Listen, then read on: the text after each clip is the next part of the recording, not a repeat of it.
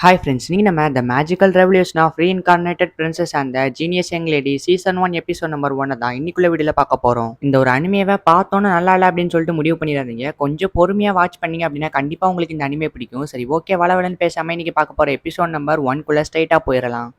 இப்போ இங்கே இருக்க நரி கூட்டத்து கூட அங்கே இருக்க அட்வென்ச்சர் எல்லாம் சண்டை போட்டுட்டு இருக்காங்க. அதில் ஒரு பொண்ணு மட்டும் நரி கூட்டத்துக்கிட்ட தனியாக வந்து மாட்டிக்கிட்டா. அவளை காப்பாற்ற போகலாமா அப்படின்னு சொல்லிட்டு அங்கே இருக்க அட்வென்ச்சரில் ஒருத்தர் கேட்குறான். இல்லை, அவளுக்கே பார்த்துக்க தெரியும் அப்படின்னு சொல்லிட்டு பக்கத்தில் இருக்க ஒருத்தர் சொன்னாலுமே, இல்லை, அவள் பிரின்சஸ், நம்ம தான் அவளை காப்பாற்றி ஆகணும் அப்படின்னு சொல்லிட்டு அவன் வேகமாக ஓடி போய் அந்த நரியை அட்டாக் பண்ணலான்னு போகிறான். இல்லை, அப்படி பண்ணாதீங்க அப்படின்னு சொல்லிட்டு வேகமாக அந்த இடத்துக்கு பறந்து போய் அந்த நரியை அட்டாக் பண்ணுறா. இது என்னோட வேட்டை, இங்கே இருக்க பொருளெல்லாம் நீங்கள் என்கிட்ட இருந்து கலெக்ட் பண்ணிட்டு போகலான்னு பிளான் போட்டுட்டீங்களா அப்படின்னு சொல்லிட்டு இப்போ அந்த பொண்ணு போய் அங்கே இருக்க நரியெல்லாம் துவம்சம் பண்ணுறா. நான் தான் சொன்னோம்ல, அவளுக்கே பார்த்துக்க தெரியும், அந்த அளவுக்கு பவர்ஃபுல்லான ஒருத்தி தான் இவ என்னதான் இந்த நாட்டோட அரசனோட மகளா இருந்தாலுமே இவளும் ஒரு ஹண்டர். அதுக்கு தான் இவளை ஹண்டர் பிரின்சஸ்னு சொல்லுவோம். இப்போ அந்த பொண்ணு அந்த நரிட்ட இருந்து ஒரு பொருளை கலெக்ட் பண்ணி எடுத்துக்கிறா. அடுத்த நாள் அந்த கேம்ப் முடிஞ்சு அந்த பொண்ணு அங்கிருந்து கிளம்புறா. நம்ம கலெக்ட் பண்ண பொருளெல்லாம் நானே எடுத்துட்டு போறேன்னு தப்பா எடுத்துக்காதீங்க, எனக்கு இதெல்லாம் ரொம்ப யூஸ்ஃபுல்லா இருக்கும் அப்படின்னு சொல்லிட்டு அந்த பொண்ணு அந்த இடத்துல இருந்து கிளம்புறா. ஆமா, இவ்வளவு பவர்ஃபுல்லா இருக்கிற இந்த பிரின்சஸ் எதுக்கு இந்த மாதிரி பொருட்களை கலெக்ட் பண்றதுல ஆர்வம் காட்டுறாங்க அப்படின்னு கூட இருக்கிறவன் கேட்கறான்.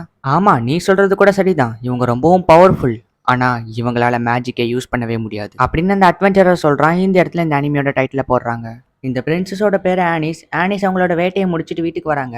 அவங்க அப்பா ஒரு கிங்கு. ஸோ அவள் வரதை பார்த்தோன்னே, நீ மறுபடியும் போய் வேட்டையாடிட்டு வந்திருக்கியா, நீ ஒரு கிங்கோட பொண்ணு, ஆனா உனக்கு கொஞ்சம் கூட பொறுப்பே இல்லை, நீ இவ்வளோ அஜாக்கிரதையா இருக்கலாமா அப்படின்னு சொல்லிட்டு அந்த கிங் பயங்கரமா அவளோட பொண்ணை போட்டு திட்டிட்டு இருக்கான். இந்த கேப்ல ஆனிஸ் நைஸா அந்த இடத்த வச்சு தப்பிச்சு ஓடிடுறா. இது எவ்வளோ பயங்கரமான பவர்ஃபுல்லான ஓனாயோடது, ஆனால் இதையே இவ அசால்ட்டை வேட்டையாடி வந்திருக்கானா, இவ கண்டிப்பாக பவர்ஃபுல்லாக தான் இருக்கணும் அப்படின்னு சொல்லிட்டு கூட இருக்கிறவன் சொல்கிறான். இப்போ அங்கே தான் நம்ம ஆனிஸோட அண்ணன் இருக்கிறான். அவனோட பேர் அல்கால்ட். அவனுக்கு வந்து நிச்சயதார்த்தம் பண்ணி வச்சிருக்காங்க. ஸோ அதை பற்றி தான் எல்லா நோபல்ஸும் பேசிட்டு போயிட்டு இருக்காங்க. என்னாச்சு, உடம்பு ஃபுல்லாக ரத்தமாக இருக்குது, நீ மறுபடியும் போய் வேட்டையாடிட்டு வந்திருக்கியா அப்படின்னு சொல்லிட்டு இப்போ ஆனிஸோட மெய்ட் அவளோட உடம்ப க்ளீன் பண்ணிட்டு இருக்காங்க. உனக்கு ஒன்று ஞாபகம் இருக்கா, நீ 5 வயசுல இருக்கும்போது அப்படின்னு சொல்லி இப்போ ஒரு ஃப்ளாஷ்பேக் காட்டுறாங்க. இப்போ ஆனிஸ் வந்து வானத்தில் ஒரு பறவையை பார்த்துட்டு இருக்கா. அந்த பறவையை போலவே நானும் நாளைக்கு பறக்க போறேன், ஆனா அதுக்கு மேஜிக்கை யூஸ் பண்ணி ஆகணும்ல அப்படின்னு சொல்லிட்டு இப்போ வேகமா ஆனிஸ் வந்து ஓடிட்டு இருக்கா. அப்ப அந்த மெய்டு ஆனிஸை பிடிச்சு என்ன பண்றான்னு கேட்கும்போது, நான் எங்க அப்பா கிட்ட போய் மேஜிக்கை கத்துக்க போறேன் அப்படின்னு சொல்லிட்டு அவ ஓடுறா. எதுக்குன்னு கேட்கும்போது, நான் அந்த பறவையை போலவே வானத்துல பறக்க ஆசைப்படுறேன் அப்படின்னு சொல்லிட்டு ஆனிஸ் சொல்லியிருப்பா. இதோட நிறுத்தவா செஞ்சீங்க, இன்னும் பறக்கிறதுக்காக நம்ம எவ்வளோ கஷ்டப்பட்டோம், ஆனால் அது எல்லாமே தோல்வியில தான் முடிஞ்சிருக்கு. இப்போ இன்னைக்கு இன்னொரு தொடப்பக்கட்டையும் உடச்சிட்டு வந்திருக்கீங்க அப்படின்னு சொல்லிட்டு மேய்டு ஆனிஸோட காயத்துக்கு மறந்து போட்டு விட்டுட்டு இருக்கா. இந்த உலகத்திலே என் மேலே அக்கறைப்படுற ஒரே ஜீவன்னா அது நீங்க மட்டும்தான் அப்படின்னு சொல்லிட்டு ஆனிஸ் சொல்றா. சரி, ஓகே, நான் வெளியே போயிட்டு வந்துடுறேன் அப்படின்னு சொல்லிட்டு இப்போ ஆனிஸ் அங்கிருந்து கிளம்புறா. இவ இப்போ அட்வென்ச்சரர் கூட சேர்ந்து கலெக்ட் பண்ண அந்த பொருள் எடுத்துட்டு வந்து இங்க ஒரு விச் கிட்ட கொடுக்குறா. எதுக்காக அப்படின்னா அவளால மேஜிக் யூஸ் பண்ண முடியாது. ஸோ அதனால இந்த மாதிரி மேஜிக் ஐட்டம்ஸ்லாம் இவ கிட்ட கொடுத்தா இவ இன்னொரு பொருளை செஞ்சு கொடுப்பா. ஸோ இதுக்காக தான் இப்போ வந்த ஓனாய் கிட்ட இருந்து எடுத்துட்டு வந்த அந்த மேஜிக் ஐட்டமை இந்த பொண்ணு கிட்ட கொடுத்து ஒரு மேஜிக் ப்ரூம் ஸ்டிக்கர் 2 பேருமே சேர்ந்து செஞ்சுட்டு இருக்காங்க. அம்மா, உனக்கு மேஜிக்ல எதுக்கு இவ்வளோ இன்ட்ரெஸ்ட் காட்டுற, மேஜிக் இல்லாமலே நம்ம பொருளை யூஸ் பண்ணியே வானத்துல பறக்க முடியும், ஆனா எதுக்காக நீ மேஜிக்ல இவ்வளோ இன்ட்ரெஸ்ட் காட்டுறன்னு எனக்கு புரியல அப்படின்னு சொல்லிட்டு அந்த பொண்ணு கேட்கறா. மேஜிக்கை பத்தி உங்களுக்கு என்ன தெரியும், மேஜிக்ல எவ்வளோ அற்புதமான விஷயம் இருக்கு தெரியுமா, அது ஒரு கலை இல்ல, இது ஒரு காதல் இல்ல, இது ஒரு பாரம்பரியம் அப்படின்னு சொல்லி மேஜிக்கை பத்தி புகழ்ந்துக்கிட்டே போகலாம் அப்படின்னு ஆனிஸ் சொல்றா. சரி, அதெல்லாம் இருக்கட்டும், உங்க அண்ணன் அல்காடுக்கு நிச்சயதார்த்தம் ஆக போகுதுன்னு கேள்விப்பட்டேன். ஆமா, அந்த அந்த பார்ட்னர் வந்து உன்னோட சின்ன வயசு ஃப்ரெண்டு தானே அப்படின்னு சொல்லிட்டு அந்த பொண்ணு கேட்கறா. ஆமா ஆமா, நாங்க 2 பேரும் ரொம்ப ரொம்ப சின்ன வயசுல இருக்கும் போது ஒன்னா தான் இருப்போம், ஆனா அவ இப்ப என்ன மறந்துருப்பா அப்படின்னு ஆனிஸ் சொல்றா. இப்ப அந்த யூஃபிலியா அப்படிங்கிற அந்த பிரின்சஸ் தான் காட்டுறாங்க. யூஃபிலியாக்கு ஆல்கார்டோட நிச்சயதார்த்தம் இருக்கும். இப்ப இவங்க 2 பேருமே ஒரே ஸ்கூல்ல தான் படிக்காங்க. ஆல்கார்ட் வேற ஒரு பொண்ணு கூட ரொம்பவும் க்ளோஸா இருப்பான். பிரின்சஸ், நீங்க இதை பத்தின ரூமர்ஸ் எல்லாம் கேட்டீங்களா, இப்போ ஊர் முழுக்க இதுதான் பேசிட்டு இருக்காங்க, ஆல்கார்டுக்கு அந்த பொண்ணு மேல இன்ட்ரெஸ்ட் இருக்கு அப்படின்னு சொல்லிட்டு நம்ம யூஃபிலியாவோட ஃப்ரெண்ட்ஸ் எல்லாம் சொல்றாங்க. நீங்க நினைக்கிற மாதிரிலாம் ஒண்ணும் இல்ல, ஜஸ்ட் அவரோட கிளாஸ்மேட்டோட கிராஜுவேஷனுக்காக அவருக்கு ஹெல்ப் பண்றாரு அவ்வளவுதான் அப்படின்னு சொல்லிட்டு யூஃபிலியா சொல்றா. பிரின்சஸ், யூஃபிலியா சொன்னா கரெக்டாக தான் இருக்கும் அப்படின்னு சொல்லிட்டு அவங்க ஃப்ரெண்ட்ஸ் சொல்றாங்க. இப்போ ஈவினிங் ஆல்கார்டுக்கும் யூஃபிலியாக்கும் டின்னர் மேக் பண்ணியிருப்பாங்க. ஜஸ்ட் இவங்க 2 பேரும் பேசிக்கிறதுக்காக தான் ஒரு டின்னர் அரேஞ்ச் பண்ணியிருப்பாங்க. யூஃபிலியா வந்துட்டு ஆல்கார்டு கிட்ட, நம்ம பண்ணிக்க போறது ஒன்றும் லவ் மேரேஜ் இல்ல, இந்த கண்ட்ரி என்னைக்குமே பிரிஞ்சிடக்கூடாதுன்னு தான் 2 பிரின்சஸோட வாரிசுங்களுக்கு கல்யாணம் பண்ணி வைக்கிறாங்க. சொல்ல போனா இது ஒரு கட்டாய கல்யாணம், இதை பத்தி நீங்க என்ன நினைக்கிறீங்க அப்படின்னு யூஃபிலியா கேட்கறா. எனக்கு இதுக்கு மேலேயும் நேரத்தை வேஸ்ட் பண்றதுல விருப்பம் இல்லை, எனக்கு என்ன பிடிக்குமோ அதை நானே தெரிவு பண்ணிக்கிறேன் அப்படின்னு ஆல்கார்டு சொல்றான்.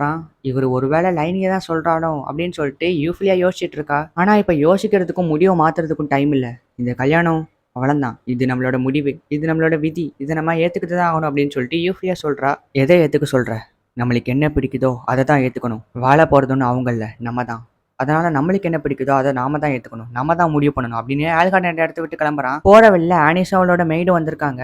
ஆனா நான் அவங்களும் உங்களை டிஸ்டர்ப் பண்றதுக்காக வரல, சும்மா க்ளீன் பண்ண தான் வந்தேன் அப்படின்னு சொல்லிட்டு அவ சொல்றா. பட் ஆனா ஆல்காட் எதையுமே கண்டுக்காம இருந்து கிளம்புறான். இப்ப அந்த விச் கிட்ட இருந்து ரெடி பண்ண அந்த ப்ரூம் ஸ்டிக் வந்துருச்சு. இப்ப நான் இதுல பறந்து தான் நிச்சயதார்த்துக்கு போக போறேன் அப்படின்னு சொல்லிட்டு ஆனிஸ் ரெடியா இருக்கா. அந்த மெய்டு வந்துட்டு எல்லாத்தையுமே ரெடி பண்ணி இப்போ இவளை அனுப்பி வைக்கிறாங்க. சீக்கிரமா திரும்பி வந்துருங்க அப்படின்னு சொல்லிட்டு மெய்டு சொல்லி அனுப்பி வைக்கிறாங்க. நான் நிஜமாவே வானத்துல பறக்கிறேன், நான் என்னால இதை நம்பவே முடியல அப்படின்னு சொல்றதுக்குள்ளேயும் அந்த வண்டி ரொம்பவும் ஸ்பீடா போக ஆரம்பிக்குது. இப்ப அப்படியே உங்களோட நிச்சயதார்த்தத்தை காட்டுறாங்க. யூஃப்லியா ரொம்பவும் வருத்தத்துல இருக்கா. அவர் என்ன கல்யாணம் பண்ணிப்பாரா அப்படின்னு யூஃப்லியா ரொம்பவும் பயந்துட்டு இருக்கா. சுத்தி இருக்கவங்க எல்லாருமே அந்த ரூமர்ஸை கேட்டுட்டு இவளுக்கு கல்யாணம் ஆகாதுன்னு எனக்கு தோணுது அப்படின்னு சொல்லிட்டு எல்லாருமே ரூமர்ஸை பத்திட்டு ஒரு மாதிரி பேசிட்டு போறாங்க. இங்க இருந்தா சரிப்பட்டு வராது அப்படின்னு சொல்லிட்டு யூஃப்லியா ஹாலுக்கு போறா. பார்த்தா அங்கேயுமே சுத்தி இருக்கவங்க எல்லாருமே நம்ம யூஃப்லியா பத்தி தான் பேசிட்டு இருக்காங்க. இந்த பொண்ணு கல்யாணம் பண்ணிக்க போறவன் ஆல்ரெடி வேற ஒரு பொண்ணை லவ் பண்ணிட்டு இருக்கானா அப்படின்னு சொல்லிட்டு சுத்தி இருக்கவங்க எல்லாருமே ரூமர்ஸை பேசிட்டு இருக்காங்க. இப்ப கரெக்டா அந்த இடத்துக்கு ஆல்கார்டு லைனுங்கிற அந்த பொண்ணை கூட்டிட்டு வரான். நான் இவ்வளோ நாள் உங்ககிட்ட மறைச்சதுக்கு என்ன மன்னிச்சிடுங்க. எனக்கு இந்த கல்யாணத்துல சுத்தமா விருப்பம் இல்லை. நான் கல்யாணம் பண்ணிக்க போற பொண்ணுக்கான தகுதி இந்த பொண்ணு கிட்ட இல்லை, ஆனா அது லைன் கிட்ட இருக்கு அப்படின்னு சொல்லிட்டு ஆல்கார்டு சொல்றான். போது நிறுத்தி, என்ன நினைச்சிட்டு இருக்க அப்படின்னு சொல்லிட்டு யூஃப்லியா டென்ஷன் ஆகிறா. இந்த கல்யாணத்துக்காக எவ்வளவு செலவு பண்ணியிருப்பாங்க தெரியுமா, நம்ம அப்பா அம்மா எவ்வளவு கஷ்டப்பட்டு இந்த கல்யாணத்தை ஏற்பாடு பண்ணியிருக்காங்க, ஆனா கல்யாணம் வேண்டான்னு சொல்ற அப்படின்னு சொல்லிட்டு யூஃப்லியா சொல்றா. எனக்கு அதை பத்திலாம் கவலையே இல்லை, நீ என்ன பண்ண பத்தியா, எங்க நான் இந்த லைன்கிற பொண்ணை லவ் பண்ணிடுவோன்னு சொல்லிட்டு அந்த பொண்ணை நீ நிறைய தடவை மிரட்டியிருக்க, ஏன் கொலை கூட பண்ண பார்த்திருக்க அப்படின்னு சொல்லிட்டு ஆல்கார்டு சொல்றான். இதை கேட்டோன்னே சுத்தி இருக்கவங்க எல்லாருமே பிரின்சஸ் நீங்க இப்படி பண்ணியிருக்க கூடாது, என்ன யூஃப்லியா இப்படி பண்ணிட்டீங்க அப்படின்னு சொல்லிட்டு எல்லாருமே யூஃப்லியாவை திட்ட ஆரம்பிக்கிறாங்க. இல்ல இப்படி நடக்கக்கூடாது, நான் ஒன்றும் அப்படி பண்ணல அப்படின்னு யூஃப்லியா கண் கலங்குறா. இந்த மாதிரி ஒரு மோசமான பொண்ணை கல்யாணம் பண்ணிக்கணுங்கிற அவசியம் எனக்கு இல்லை அப்படின்னு சொல்லிட்டு ஆல்கார்டு சொல்றான். போது நிறுத்து அப்படின்னு சொல்லி இப்ப யூஃப்லியா பயங்கரமா அழுவுறா. அப்ப திடீர்னு நம்ம ஆனிஸ் அந்த இடத்துல கண்ணாடியை உடச்சிட்டு வந்து விழுறா. அச்சச்சோ என்ன எல்லாருமே மன்னிச்சிடுங்க. ஆமா அண்ணா, நீ என்ன அந்த பொண்ணு கூட பண்ணிட்டு இருக்க, நீ யூஃப்லியா வந்து கல்யாணம் பண்ணிக்க போற அப்படின்னு சொல்லிட்டு ஆனிஸ் கேட்கறா. உன் வாயை கொஞ்சம் மூடுறியா அப்படின்னு சொல்லிட்டு ஆல்கார்டு டென்ஷன் ஆகுறான். என்னாச்சு யூஃப்லியா, உனக்கு நிச்சயதார்த்தம் ஆகல அப்படின்னு சொல்லிட்டு ஆனிஸ் கேட்கறா. உடனே யூஃப்லியா சோகமாகறத வச்சு ஆனிஸ் கண்டுபிடிச்சிடறா இங்க என்ன இருந்துச்சுன்னு. ஓ அப்பனா இந்த நிச்சயதார்த்தத்துல உனக்கு விருப்பம் இல்லை அப்படி தானே, சரி ஓகே கவலைப்படாத, நீ ஏன் கூட வா, நான் உன்னை கூட்டிட்டு போறேன் அப்படின்னு சொல்லிட்டு ஆனிஸ் யூஃப்லியாக்கு கையை கொடுக்குறா. அவளும் கையை கொடுக்கலான்னு வரா. இல்ல வேணாம் அப்படின்னு சொல்லிட்டு கையை கொண்டு போகும்போது கவலைப்படாத, நீ என்ன நம்பி ஏன் கூட வா அப்படின்னு சொல்லிட்டு ஆனிஸ் சொல்றா. இப்ப அப்படியே ஆனிஸ் யூஃப்லியாவை தூக்கிட்டு ஏன் அண்ணா நான் இதை பத்தி அப்பா கிட்ட சொல்ல போறேன் சரியா அப்படின்னு சொல்லிட்டு அங்க இருந்து கிளம்பிடுறா. ஏன்னா இப்ப எங்க கூட்டிட்டு போறா அப்படின்னு சொல்லிட்டு யூஃப்லியா கேட்கறா. நான் டியூக்கையும் எங்க அப்பாவையும் மீட் பண்ணி உன்னை என் கூடயே கூட்டிட்டு போலாமா அப்படின்னு சொல்லிட்டு அவங்க கிட்ட கேட்கறதுக்காக தான் போறேன் அப்படின்னு ஆனிஸ் சொல்றா. மேஜிக் மேஜிக் தான் எல்லாமே நினைக்கிற இந்த பொண்ணு, அதோட எல்லாமே இருந்து இப்போ எதுவுமே இல்லாம இருக்கிற இந்த பொண்ணு, இவங்க 2 பேரும் சேர்ந்த இந்த இடத்துல இருந்து தான் இந்த கதையே ஆரம்பிக்குது அப்படின்னு சொல்லிட்டு ஒரு பேக்ரவுண்ட் வாய்ஸ் கேட்குது. இந்த இடத்துல இந்த எபிசோட முடிக்கிறாங்க. இந்த ஒரு எபிசோட்லேயே உங்களுக்கு எல்லாமே புரிஞ்சிடாது, கொஞ்சம் குழப்பமா இருந்திருக்கலாம். பட் ஆனால் போக போக இருக்க எபிசோட்ஸ் பார்க்கும்போது உங்களுக்கு அதெல்லாம் கிளியர் ஆயிரும். அண்ட் இந்த ஒரு எபிசோட மட்டும் வச்சுட்டு இந்த அனிமே நல்லா இல்லை அப்படின்னு சொல்லிட்டு டிசைட் பண்ணிடாதீங்க. இன்னும் கொஞ்சம் பொறுமையாக இந்த அனிமேவை வாட்ச் பண்ணி பார்த்தீங்கன்னா கண்டிப்பாக உங்களுக்கு இந்த அனிமே பிடிக்கும். ஸோ உங்களுக்கு இந்த வீடியோ பிடிச்சிருந்துச்சுன்னா ஒரே ஒரு லைக் மட்டும் கொடுத்துருங்க. அண்ட் அப்படியே நம்ம சேனலுக்கு புதுசுனா சப்ஸ்கிரைப் பண்ணிட்டு கூட இருக்க பெல் ஐக்கனே கிளிக் பண்ணி ஆளில் போட்டுருங்க. அப்போ தான் நாங்கள் போகிற அடுத்தடுத்த எபிசோட்லாம் உங்களுக்கு நோட்டிஃபிகேஷனாக வரும். சரி ஓகே ஃப்ரெண்ட்ஸ், நெக்ஸ்ட் எபிசோடில் மீட் பண்ணுறேன். தேங்க்யூ ஃபார் வாட்சிங். Tata bye, see you.